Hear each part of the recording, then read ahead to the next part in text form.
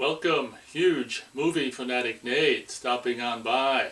This time I'm coming your way to review a movie that came out I think in 1983 or thereabouts that I think I've seen the cover art maybe back in the video stores back in the day, but I never really had any interest in seeing. Turns out it was on Prime, so I decided to check it out. Stopping on by to review the film from 1983 by the name of Sweet 16. I went into this movie not knowing that it actually features Friday the 13th Part 3's, is it Dana? Dana Kimmel, the final girl from Friday the 13th Part 3. I'm not exactly sure which one of these she would have filmed first, if it was Friday 3 or if it was Sweet 16, but it's right around the exact same time. And it's possible that Dana Kimmel has either I can't imagine no makeup, but her appearance in Sweet 16 is actually, I guess, maybe a little like, it looks like it's less makeup or something, so that she actually looks really kind of good in Sweet 16. And it's funny how she kind of seems like older in Friday 3, where in this movie she actually kind of, she's supposed to be a teenager, and she kind of passes actually really well as a teenager. Back in the day, man, Dana, if it's, I don't know if it's Dana, I think it's Dana Kimmel, was really, really, really cute back in the day, and, obviously the same can be said for her appearance in this movie, but I'm not exactly sure, as I said, which movie she filmed first. Imagine being like the star of this big, huge movie, 3D production, Friday the 13th Part 3, and then going from that to being like a supporting role in this much more lower budget, kind of not that amazing, in my opinion, horror movie. If that's the case, that must just be a drag. But I mean, I guess if you're an actor or actress, I guess you're just happy to get work, I guess. But this whole movie, this movie also features Patrick Macnee, or I don't know if that's how you say his last name, that's how I'm going to say it. This guy, it seemed like he was in every third movie back in the 80s, from Howling to Spaceship to who knows what else. He's in so much stuff. I think I first saw him in View to a Kill, but it seems like he was in a lot of movies back in the day, in the 70s and the 80s. But I guess if you're an actor, the whole point is to act and be in movies and stuff. But this is definitely a familiar face. He's not in it a whole hell of a lot, but he's basically the father of this family, this Patrick Macnee and his wife and sexy ass 15-year-old, well, she's supposed to be 15 years old, obviously she's 18 years or of age or older, because you see her tits in this movie.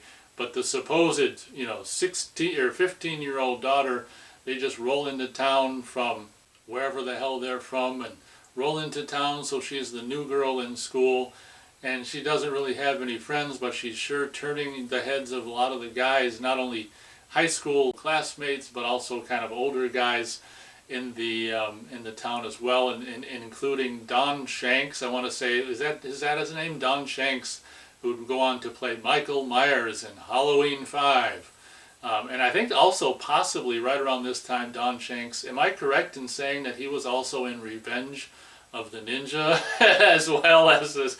I think it is Don Shanks who was in Revenge of the Ninja, who was an evil henchman or whatever in one of the many exciting action scenes in Revenge of the Ninja. I'm pretty sure it's him, but Don Shanks is also kind of a featured player in this movie, which is kind of fun. And this other guy who I guess is, I don't know, I've seen him a lot in 70s movies, like Texas 70s movies, but this guy is the main, I think, the sheriff in town and the father of Dana Kimmel, and she's got a brother as well around her age. So, and the whole premise of this movie is, when this sex pot 15-year-old chick comes into town, she's turning heads, and maybe guys hitting on her and stuff, and maybe she towards the beginning she's like I think takes a ride with one of these guys or something, and I can't remember. He drops her off because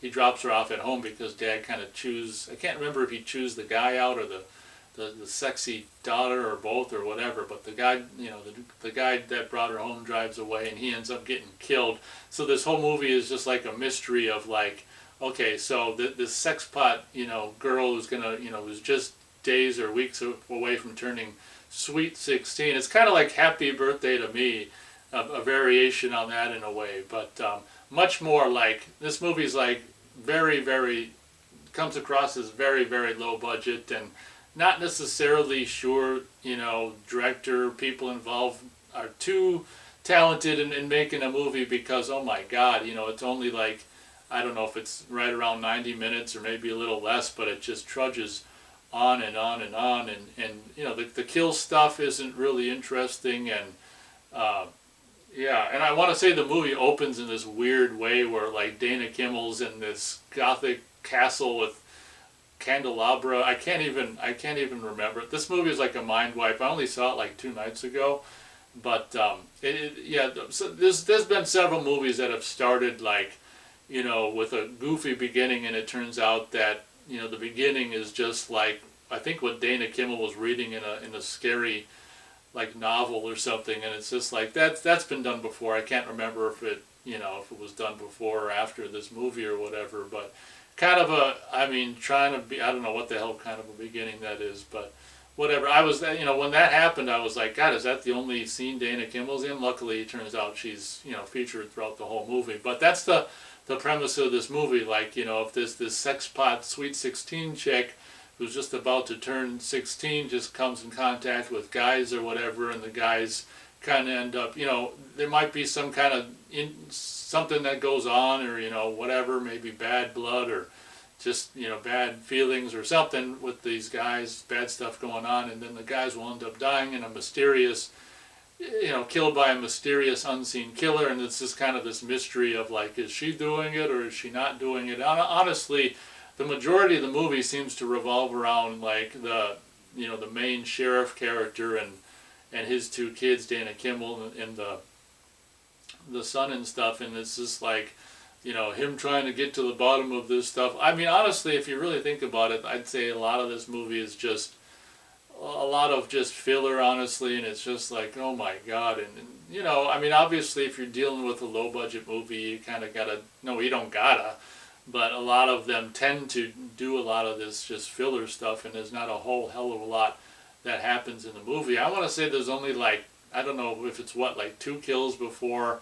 There might only be, I mean, don't quote me. This, I only seen this once, and for some reason it's like a mind wipe, but I don't know if there's much more than like 2 kills in the movie, and they aren't very, maybe 2 or 3, whatever. They aren't ridiculously memorable, and honestly, like, I think it's like halfway through or something, the mom of this sex pot, soon to be 16-year-old chick, is telling everyone, we're gonna, to meet, the people, our neighbors in the town, we're going to have a sweet 16 birthday party for our daughter and show up and stuff. And, honestly, I kind of figured out, well, the very end, the reveal of, like, the killer is kind of, like, exactly what I figured out it would be. But then they kind of do another twist at the end. So by the time the movie was over, I was kind of, I don't know, I was, like, zoning or something. The movie, like, puts you asleep. Like, I don't know, I don't think it was just me being tired. I just think that this movie, the majority of it is just so like uneventful, and it's just like, I don't care about this, this main sheriff character guy. Oh, also the guy from the principal from Graduation Day, that actor makes an appearance, is in this movie as well, and he'd go on to be in Halloween 4 briefly and stuff. But that guy, as an actor, I think he's kind of fun, and I liked his portrayal of the principal in Graduation Day.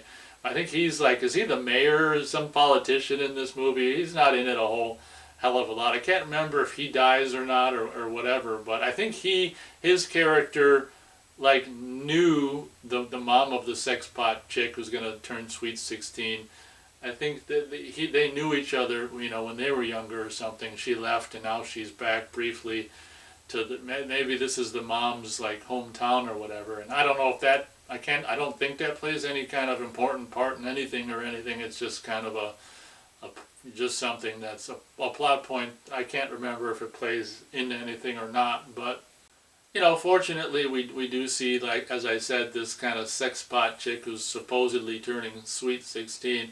She's obviously 18 or older when they film it, because we do get to see her topless and more or less almost nude in the movie. There's a shower scene early on, and then like a almost skinny dipping scene where she's topless later on, and so that's fun, and she's definitely easy to look at. But what's interesting about the movie, or maybe not interesting, but something to note, is that she doesn't seem to be in it that terribly much. It's as much as you'd think for the the movie's supposed to be kind of about her or whatever. But as I said, it seems to focus more around just the sheriff dad and their the kind of Nancy Drew daughter and the kids wanting to figure out the mystery of this and that. And when it's like revealed at the end, I'm like, yeah, well, I mean, I knew that pretty much 15 minutes into the movie. But like I said, then at the very end they do a switcheroo, so it's like I can't even remember who's. I think I can tell.